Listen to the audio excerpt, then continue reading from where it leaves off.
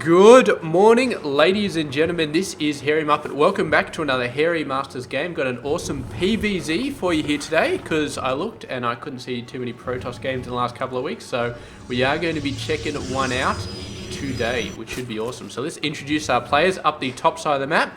It is Mr. NesTea. He is 32 years of age from South Korea. Not currently part of a team. Was part of the Incredible Miracle team, but that was way back in March 2014, so yeah, hasn't been doing a lot since then. Once again, these are all pretty old games. I haven't gotten around to checking if the 2015 series have been releasing new replays, but regardless, we've still got hundreds of old games left over that I could probably do. In my to-do folder, which is the really long games, there's still about 30 or 40 replays that I haven't even looked at yet, so tons of stuff. What the hell is going on here? That is a proxy hatchery. This is actually pretty smart because he's pulling all these probes away and he can cancel it at any point, and he only loses like 50 minerals or something like that. So until a Zealot comes out, which is going to be ages because Oz is going for a Forged Fasting Fence, so the Zealots are not going to be something he has for any period of time. I don't know if he's actually going to let this go. I wouldn't let this go because, you know, what are you going to do with it? It's just going to die and then you're going to lose the full 300. But he's definitely going to be pulling these probes away for some time. And the probes can't afford not to attack it because if it does go up and it has full health, it could be a nightmare. It could get a queen out. It could get a whole bunch of drones out to build spine crawlers. So you cannot let it jump up with full health. So NesTea almost certainly is going to be cancelling this at the very last second. He's waiting. There we go. There's the cancel. 75 minerals lost there, and he pulled so many workers off for so long. I gotta say, that's definitely worth it. And his opponent, we haven't actually introduced his opponent yet. It is Mr. Oz. He is 26 years of age from South Korea. Not currently part of a team either. Was part of Planet Key Dynamics the end of last year, but no longer. So seeing all these old players from last year who are like, yeah, not really doing, well, not in a team this year, but I don't know if they're still doing anything, but they're not part of a team anymore. So maybe there's a whole bunch of new gamers that I haven't even seen yet who are getting out there. But yeah, we'll see. I'm not really doing a lot of Starcraft stuff anymore, so I'm not constantly on checking for new blue replays, blah, blah, blah. It's just like once a week, let's do something. What I am really waiting for and really excited about is the automated tournament system in Starcraft 2, because I love participating in tournaments even though I lose at them, but it's just, yeah, I just want something where I can just jump on and say, alright, let's do a tournament. Let's see who else is playing and do a tournament and see if I can get past the first round or something. I don't know if I actually like the idea of winning a tournament, because I don't think I ever would. But I like the idea of tournaments, like organising them and seeing how they're organised and blah, blah, blah. Just going in there and seeing how Blizzard have organised the tournament and, you know, that sort of thing. I just get really excited about that. So, yeah, it is going to be very awesome to see automated tournaments. And I did read something a little while ago on the internet to say that automated tournaments are coming in the beta. And I did get closed beta access, which I'm very happy about, but I jumped on it and I was like, yeah, closed beta. And it's just like multiplayer, and that's it. Multiplayer and custom games, and the custom games don't have anything really fancy. So I think Archon mode is turned on, but it's not like, there's no automated Archon mode where you get paired with somebody randomly. You have to know the other person and jump into a game together. And I was like, I don't really know anybody, so it's a bit hard for me to play that. And I don't know how well I do in Archon mode anyway, because if I just said, all right, I'm going to do the economy, you do all the hard work, that would probably work out, because just focusing on the economy and focusing on the buildings and all that sort of stuff, that would be pretty good. I'd just be with my opponent. He's like, hey, you know, I need some Phoenix. Where's my bloody Stargate? And I'm like, yeah, sure, I'll get you a Stargate. Don't worry about it. That sort of thing I'd probably be pretty good at. Oh, the Overlord crapping all over the dreams of the Protoss race. So there we go, that is going to get taken out. What have we got going on so far? Let's talk about tactics in this game, because I haven't really talked about it. Overseer getting owned pretty quickly, that is definitely not a good thing. Do not want to be losing gas heavy units this early in the game, but yeah, definitely not Overseers, because that's that's actually units. Look at that, he's actually capped now. That is not a good situation. But yeah, let's have a look at the units. So we got Phoenix over here, not a lot. In terms of tech, we got an infestation pit, we got a roach warren. We do have a layout, maybe thinking about a hive. I don't know, early infestation pit.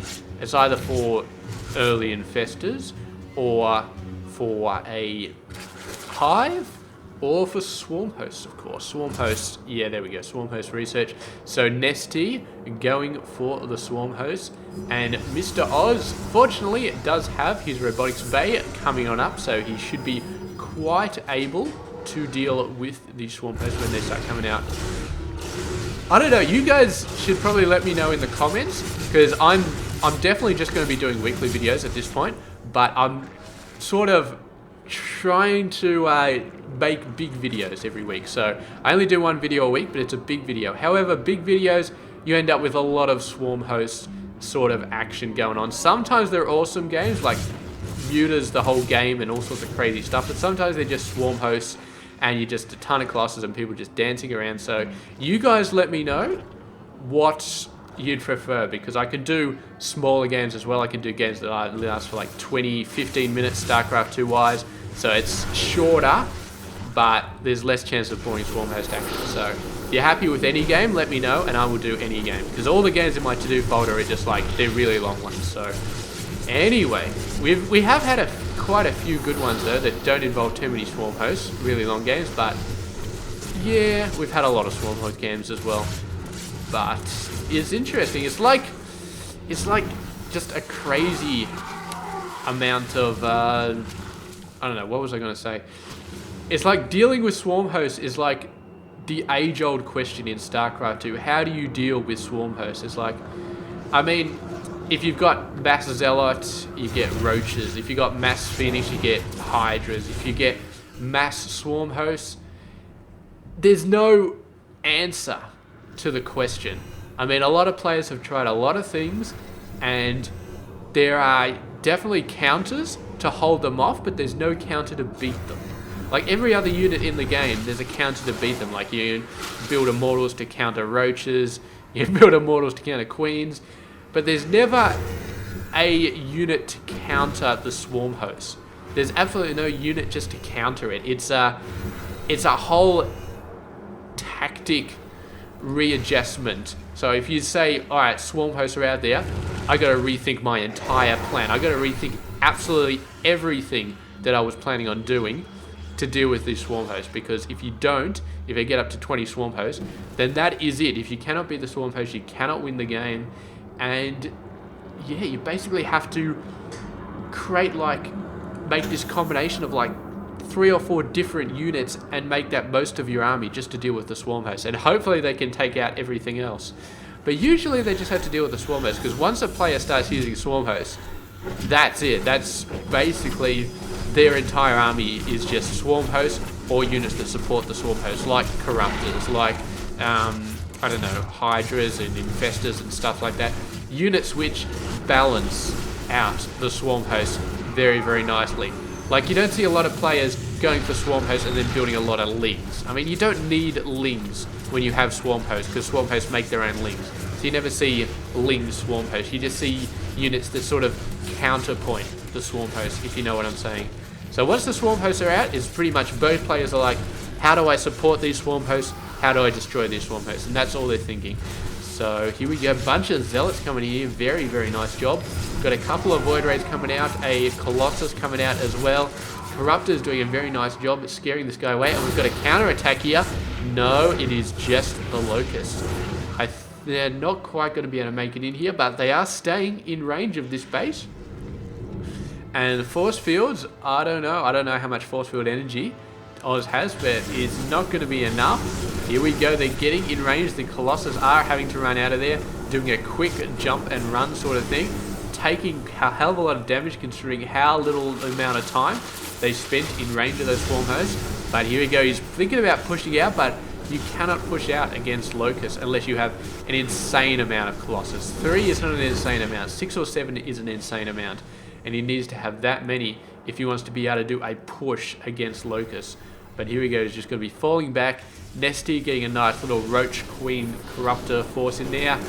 Yeah, I like the fact that he does have queens out there. It's going to be extremely helpful versus the Void Rays, because of course Void Rays, they can just overcharge themselves and shred the Corruptors. They could probably shred the queens too, but it's going to help anyway. We've got a decent amount of Stalkers out as well, probably to deal with, I don't know, deal with the queens or something. They don't really need to deal with the Corruptors because the Void Rays got that, but here we go, another little drop. Good thing about Protoss drop, you don't actually need to preload a Warp Prism, you just land it and boom, there's the drop. Oh god, he was going for the hatchery when the Swarm Hosts were in range. Please tell me he has an Observer here, looks like he does, but he's really going in here, and NesTea, I don't know, NesTea doesn't look so confident with his Swarm Hosts anymore. Looks like this massive army is just building up and building up and building up, and NesTea maybe was just a little bit complacent with those Swarm Hosts and just thought, yeah, well, I've got a bunch of Swarm Hosts, see what I can do, and he just lost a hatchery. So the mutas, looks like he was going for mutas, and mutas are not a bad idea here. We do have Stalkers, they do have Blinks, that's a bit of a counter towards the mutas, but not a fantastic one. And I don't believe there is still Phoenix on the field, doesn't look like there are. Here we go, Roaches coming in, mutas coming in, get some nice Void Ray kills here. Locusts coming in, but there's just so many, this is like a Protoss death ball here. This is the Protoss death ball. Colossus and Void Rays, they're just absolutely owning everything so fast. Mutas going in here, not much defenses here actually, so a lot of workers dying. So Oz may look like he's got a great army here, but he's lost so many workers. Down at 25 under 68. I'm sorry he hasn't been looking at this too much, but definitely taking a lot out. Are we going to see a base race, or is Oz going to fall back and try and save his base? That is the question. It looks like we are going to be seeing a base race. He's not falling back. He has the Mothership Core, but he's not falling back. He's going to do as much damage as he can on this side to balance out the fact that he's lost pretty much all of his economy on the other side. So here we go. I suppose if you do enough damage, then walk back, but I just do not know. The Stalker's taken out all of this stuff. Very, very nice. So he does have a defensive point there. And the mutas are going to have to run here. They do not want to tango with the Stalkers.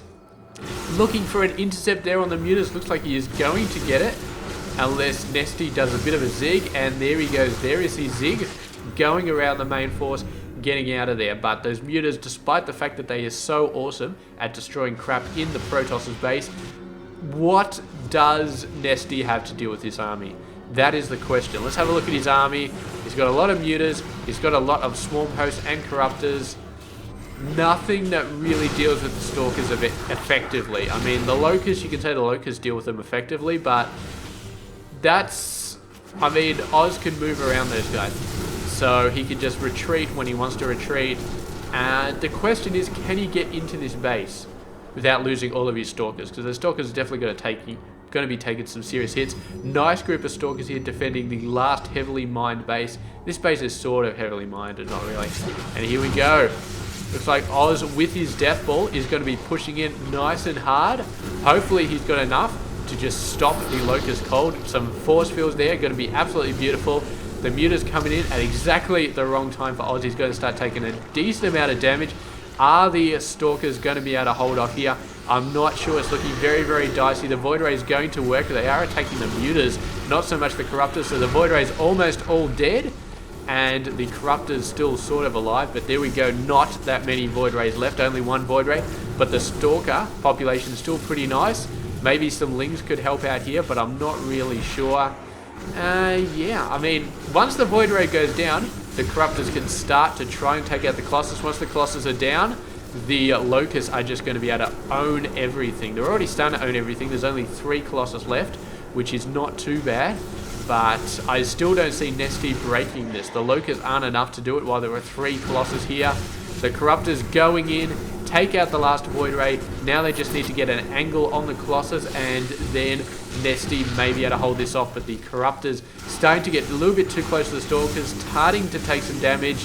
The Colossus breaking down that force field. And we've also got a bunch of mutas in here. Managed to kill quite a lot of workers, I do believe. But at this stage of the game, I don't know if workers dying is really going to make a difference. We've got the nice Blink Micro, and the 3 Colossus are standing between these Stalkers and the Locusts. doing a great job. The Corruptor's going in once more. The Stalker's blinking in.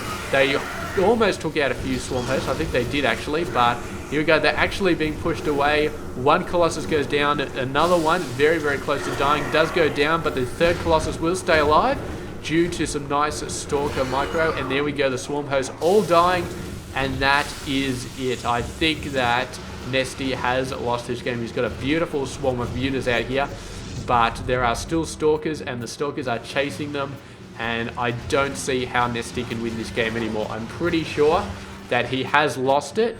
The Stalkers are going to be defending this little patch, and the main army over here should be able to finish NesTea off, I do believe.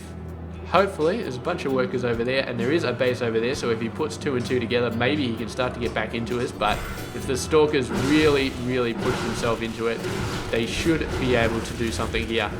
Here we go. Workers actually coming in. What is he doing? Long distance mining. That is not the base you want to be going back to. I thought he'd try and sneak him off to that base down the bottom right, but doesn't look like it's happening. The Muta's actually making a return out of the God knows where, and took out whatever Stalkers were left over here. So that is a bit of a surprise move.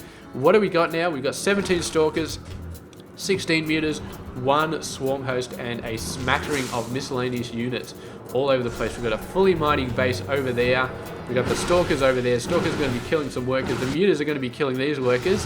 And it is really, really, really, really getting down to the wire here. So the Mutas take out this Nexus. That's going to be huge.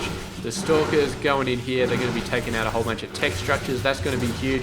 Because, of course, there's no point having a mining base down there if you can't use those minerals to build anything. So we'll just have to see. A lot of stuff going down there.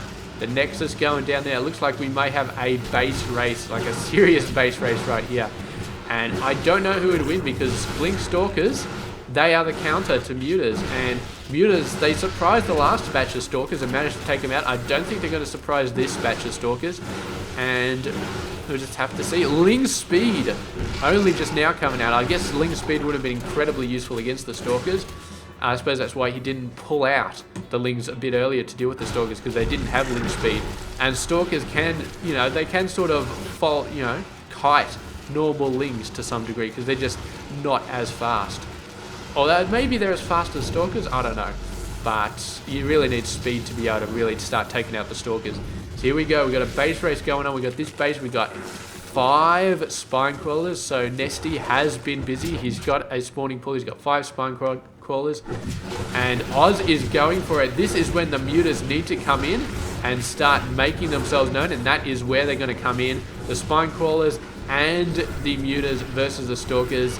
NesTea going for it, and Oz giving the GG there.